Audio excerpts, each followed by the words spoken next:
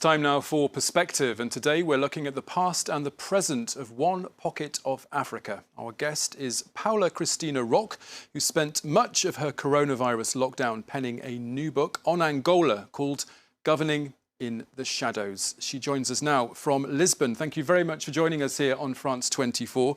I want to start by talking about the title of this book, Governing in the Shadows. Why have you picked that title and what do those words represent? Well, governing in the shadows shows how presidential power was always held in a subterranean way.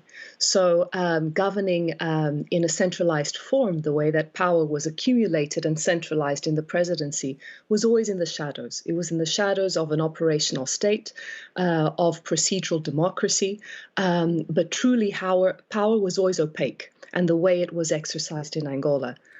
So that's why governing in the shadows is about the shadows of power in Angola.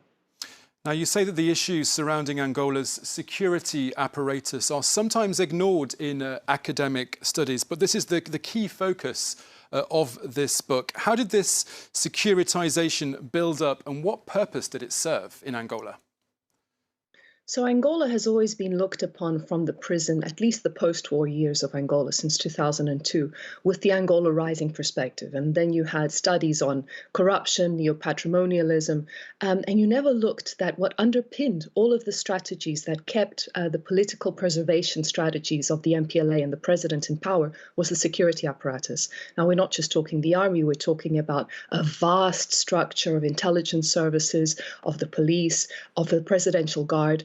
So you saw a lot of the preservation of power strategies implemented in Angola were implemented in other countries like Venezuela as well. So it's about the preservation of a political project that in the case of Angola was exclusionary. And because of the threats, in many of the cases, the threats were inequality, were poverty, were a different political opinion, were perceived as threats. And as you securitize those threats, your response was about national security, as opposed to political responses or economic responses to help people bring themselves out of poverty, which was never the priority of the government. In fact, Angola right now is in the worst state it's been. We're having levels of poverty and hunger and even famine in the south that we haven't seen since the war. So you see a complete disconnect between the state and society in Angola and a government that doesn't feel responsible for governing truly the people that it's supposed to serve, as opposed to the interests that it currently serves, which is of the political and economic elites. Now, if I understand correctly, this is a book that took you several years to research and to write, and that was partly down to getting access to witnesses and the like. Talk us through some of the challenges that you encountered. So it took me almost 2 decades, but that was because I worked on Angola right at the end of the war. And so I brought in those interviews and that research from the early 2000s all the way until now. The last time I was in Angola was just before the COVID-19 pandemic hit. So I actually used almost 18, 19 years of interviews. And you're right. I mean, working with on security apparatus is a very fragile thing. People don't want to be named as sources. People don't want to speak to you. They have to, because national security, and especially in a country that has a very deep Marxist background, where there's a lot of paranoia, where Cuban and Soviet modus operandi is still very much present in the way that people operate in the security forces. So you have to build relationships, and people have to trust you, and they have to trust that whatever they're telling you, you will never disclose their names.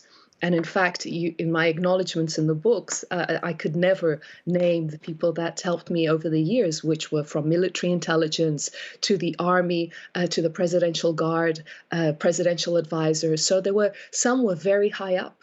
Others were the rank and file, but all had very valuable perspectives on how the operations occurred and how people perceived this vast security apparatus that kept the president safe and in power.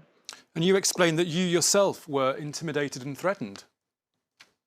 Yes, it's. I think it's part of doing research in Angola in one way or another. If you become inconvenient, especially an inconvenient voice, if you counter what the government is saying, and therefore they don't like that, you can be intimidated with phone calls, with some veiled threats given to you by people you are talking to. In fact, that occurred to me a few times where a general made a few calls and told me that I was talking too much, and that I should mind my own business.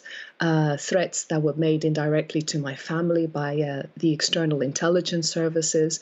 So yeah, so over the years, there have been some threats, but nothing true consequential at all, fortunately, which is not the case with many activists and many human rights defenders and many journalists. In fact, currently in Angola, the political climate is incredibly tense. I mean, Angola is heading into an election year, and the situation is quite dire.